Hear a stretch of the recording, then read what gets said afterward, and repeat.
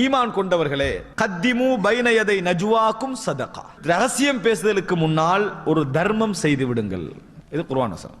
நம்ம ஏதாவது ஒன்றுக்கு ரகசியம் பேச போகிறோமா, முக்கியமாக 3 பேர் ஒன்று கூடி ஒருவரை பத்தி ஒரு செய்தியை பத்தி நல்ல விஷயங்களுக்கு பேச போகிறோமா, தர்மம் ஒன்றை முற்படுத்தி விடுங்கள். ஏன் அது நம்ம அதுல தெரியாம பேசுகின்ற மைனஸான விஷயங்களை அது என்ன செஞ்சிடும், அழித்து விடும். இந்த தர்மம் என்ன செய்யும், பாவங்களை அழிக்கும். அதனால ஒரு ரகசியம் பேசுவதற்கு முன்னால் என்ன செய்யுங்க, ஒரு தர்மம் செய்து விடுங்கள் குர்ஆன் வசனம் சொல்லுகிறது. இது எங்கட சமூகத்தில் அதிகமாக நடைமுறையில் இல்லாத விஷயம். அந்த மாதிரி தர்மம் செய்து விட்டு தான் ரகசியம் பேசுற பொலிசியை உருவாக்கினீங்கன்னா மாதத்துக்கு ஒரு ரகசியம் தான் நம்ம பேசுவோம். விளங்கிட்டா?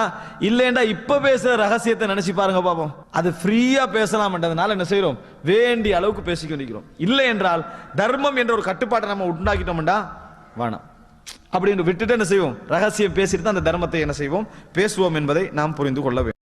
ஈமான் கொண்டவர்